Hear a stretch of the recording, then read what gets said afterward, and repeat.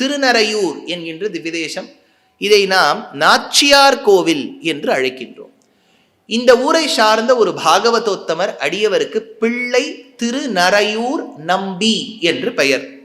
அந்த பிள்ளை திருநரையூர் நம்பி தன்னுடைய குடும்பத்தோடு தொட்டியம் அப்படிங்கிற ஊருக்கு வந்தார். தொட்டியத்துல ஒரு சிறு கிராமம், அங்க வேதநாராயண பெருமாள் அப்படிங்கிற சன்னதி.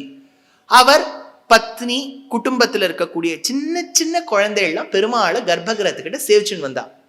பொதுவாக நீங்கள் கேள்விப்பட்டிருக்கலாம், பார்த்துருக்கலாம், நிறைய கோவில்களில் பெருமாளுடைய மூலவர் திருமேனியை போஷிப்பதற்காக காப்பதற்காக தைலக்காப்பு சாத்துவது வழக்கம். ஒரு மூலிகையெல்லாம் போட்டு தைலக்காப்பு, பிகாஸ் நமக்கு அது பெருமாளாக இருந்தாலும் அது உலகத்தில் இருக்கக்கூடிய அப்ராக்கிருத திருமேனியாக இருந்தாலும் அதை பாதுகாக்க வேண்டும். அதனால தைலக்காப்புன்னு ஒன்று பண்ணுவா. கோவில்கள்லாம் நீங்கள் பார்த்துருப்பேன். அது சில விஷயங்களில் திருமஞ்சனமே பண்ண மாட்டா. பெருமாளுக்கு ரொம்ப குளிக்கிறதே பிடிக்காது. அவர் அலங்கார பிரியோ விஷ்ணு தான். வாரத்துக்கு ஒரு தடவை குளிச்சா குளிப்பார். அதனால நிறைய எண்ணெயா இருக்கும். அந்த கோவிலை அழிக்க வேண்டும் என்று 4-5 மக்கள் நினைத்து அந்த கோவிலுக்குள்ள இருக்கக்கூடிய எண்ணெய் அது இதெல்லாம் போட்டு எரிக்க வச்சுட்டான். இவர்கள் இன்னும் இந்த குடும்பத்தார் இன்னும் பெருமாளை சேவிச்சுட்டு இருக்கா. அப்ப திடீர்னு 10 எரியறது கோவில். அப்ப 10 எரியும் போது அப்படியே அந்த நெருப்பு வந்து வந்து வந்து வந்து பெருமாளுடைய மூலவர் திருமேனியும் எரிய ஆரம்பிச்சிருக்கும்.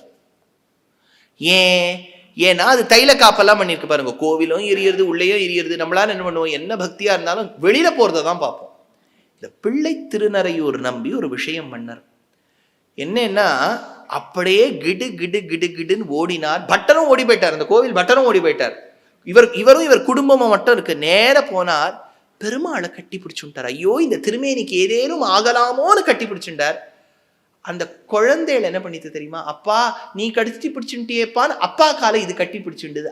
அத்தான பேரும் உயிரை விட்டா. பரமபதித்தான்னு சொல்லணும். பெருமாளுக்காக அந்த திருமேனிக்காக காத்தவர்கள் இவர்கள்.